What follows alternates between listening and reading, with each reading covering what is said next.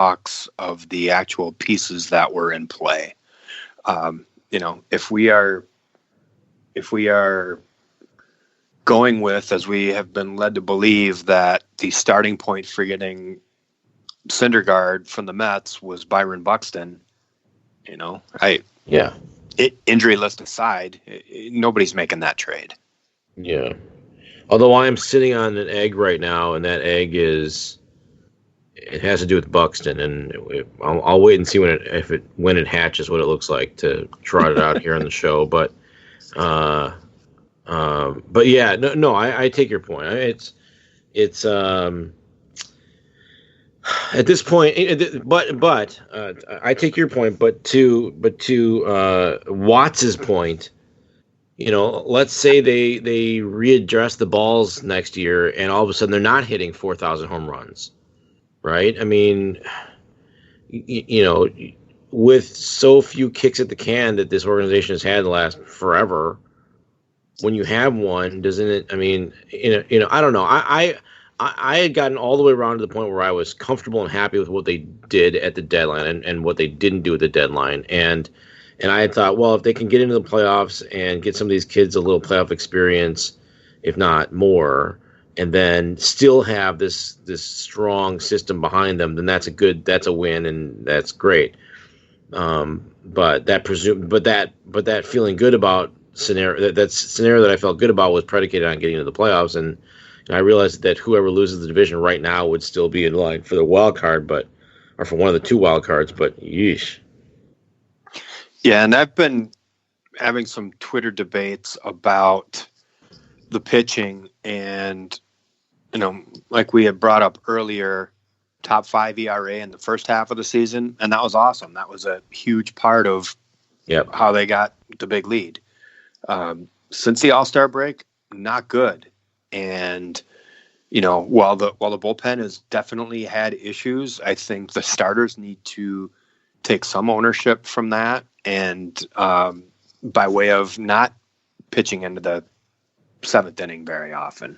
Mm-hmm. And man, I don't know how much more they can really ask of Taylor Rogers. Yeah, this is probably the part that's really frustrating me. I mean, again, as we're talking on Sunday night, Rogers threw 30 pitches on Saturday night and was called on again in the 10th inning again today. Yeah. And he just didn't have it. And you could tell that right from the get-go. You could tell that he was going to have to battle his way through. Now, Lavelle E. Neal, the third, LEN3, as I like to call him, tweeted a little while ago that Taylor Rogers has a 7.81 ERA pitching with no rest this season. Yikes. And after pitching 2 innings the day before, it's 13.5. So if we're led to believe that this all new and improved Twins front office is so analytic driven, that seems to be kind of a big one they're skipping over. Mike, do you need to see him? Do they need to make the playoffs this year to make you happy?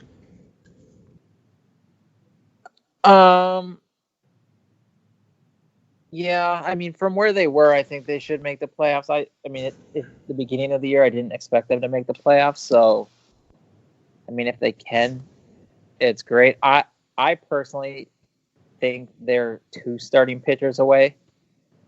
I think they do. Do teams typically run 3 or 4 rotation in the playoffs for pitching? Typically 3, but every once in a while they can need 4 depending on the length of the series. Right. I don't know. The bright side for me with the Twins is they're still young. It's not like, I mean, the other side is are they going to be able to hit home runs like this, and is their hitting going to be like this after this year where they had that chance? I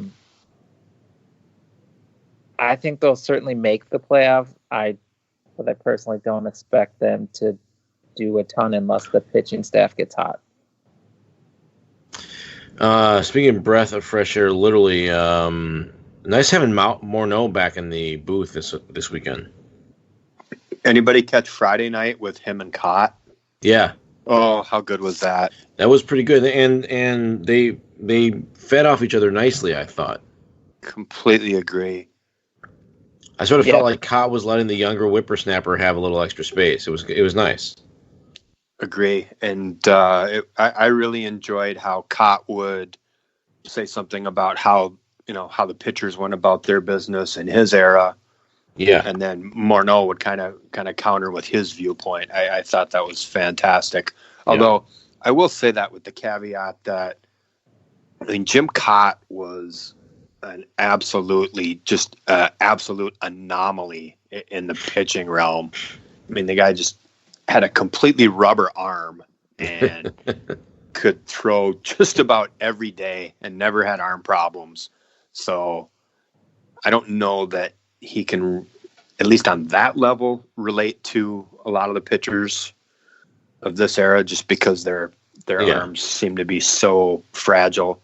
But that being said, I just loved love listening to those two go back and forth. By the way, I just switched over to the hitting team stats, and they still have the fourth best batting average as a team in the league, and an OPS is second.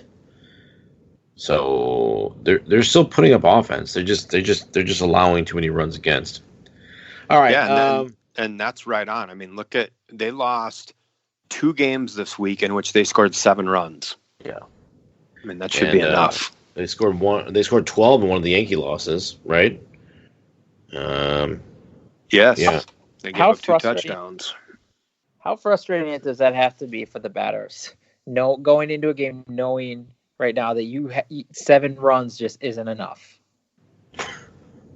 Like, I know they're all a team and stuff like that, but it's got to be frustrating for the players too, having to deal with the pitching this way. For sure, it is. For sure, yeah, no doubt. But you can't say anything. No, absolutely not. But right, and it's, for me, it's also frustrating to know that, like, I understand how it works, and I get the business of it and all of that, but it's frustrating for me that we're sitting here with relevant baseball games in August, and we're seeing relievers just totally being thrown into deep water. Mm-hmm. Cody Stashak, mm-hmm. Lewis Thorpe, Randy Dobnak, Devin Smeltzer, mm-hmm. who's also got some starts. And you know what? Those guys are doing okay, and just their performance, good or bad, notwithstanding, it's just frustrating to have to go to that many guys to see what they're about when you're in a pennant race. That frustrates me. Yeah. Yeah, no doubt. Yeah. Well, I mean, I'm definitely feeling a little more anxious than I was the last time we did this about the Twins. But I also am really trying to hold on to the fact that I feel like we're also playing with house money here this season at this point. And it has been a fun season on balance, no matter what. So I'm trying to keep my head right here, but it's getting tricky. All right, Vikings preseason. I couldn't care less about the preseason NFL. But anything, either of you, Mike? You got anything about preseason football? No, I saw we traded a 5th round pick today for a kicker. Unbelievable. Just like we drafted a kicker, last year? The 5th round pick? Yeah. And then got him 2 games later? Yeah, awesome. Why does Zimmer hate kickers and seem to, I don't know if he just enjoys making their lives miserable or if he's just trying to reciprocate or what his deal is? Unreal. WNBA Lynx are treading water right on the cut line for the playoffs, I believe. They're sitting there at 12-12, seventh place right now overall in the league. Mercury are right behind them by a half a game. And they're a game and a half back of the Seattle Storm, the reigning champion Seattle Storm. So time to make some hay there. And I don't know. Anything else you guys want to talk about? Do you see the the Coon Rapids team going to the Little League World Series? Thank you for bringing that up. That's awesome. And I actually just drove past there again, at Williamsport, and it's a complete wasteland around the facility there. And then once you get there, it's like a palace. It's a baseball palace. It's incredible. Yeah. I grew up playing in the East Tonka Little League program, which just a fantastic program and so much fun playing there. And we didn't even make it out of districts, which was considered a humongous big failure for Little League 12-year-olds. And just to twist the shiv a little harder, the group after me 1 year later actually made it all the way to Williamsport. Really? So, yeah. So it was you. Oh, it was clearly me. That was the impediment. There's little doubt about that. Obviously. But yeah. Good thing is I'm over. Good thing is I've moved past it. That's some good stuff. All right. Well, look, I wanted to do a Twins heavy show tonight. We've done that. No need to be more depressing for the people than we already have been. Wish there was any ray of light there. But I guess Kepler keeps on hitting the ball. I mean, whatever. So let's roll over to some Minnesota goodbyes. We're gonna Lonnie. What's your Minnesota goodbye for us? I got 2 Minnesota goodbyes. The first one is a tweet that I saw come across this afternoon from TSN's Jeff O'Neill, hockey analyst. And Jeff tweets, "Back from Europe, 1 day rest, and then I will begin my trek interviewing all 30 GMs before camp opens. Will all be posted on TSN. Wish me luck. Interviewing all 30 GMs."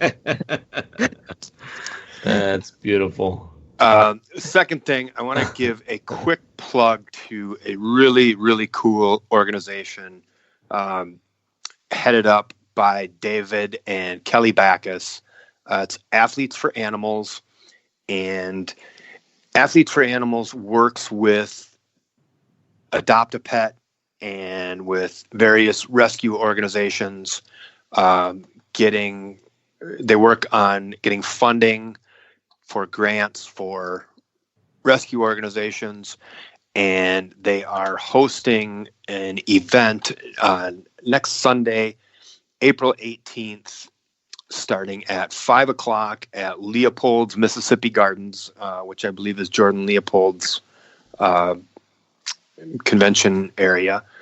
And it's going to be a wine tasting, adoptive dogs, hors d'oeuvres, desserts, and a bunch of hockey people, including Zach Parisi, Jason Zucker from the Wild, Ryan McDonough from the Lightning, David Backus, of course, and several other local NHLers. I'm going to be showcasing the 4-month-old Golden that I'm fostering, and Nice. Would be much obliged if anyone would join us. Should be a lot of fun. Outstanding. Very Good stuff, man. Yeah, that's cool. All right, Mr. Burgoyne, what do you have? The only one I can think of was, since I wasn't able to be on the emergency podcast, is I'd like to say goodbye to Fenton, the worst GM in Wild history, and probably up there for worst ever in a 14-month span. I wish him the best at becoming a GM for a different Central Division team, and he can grow that franchise and repay us the favor.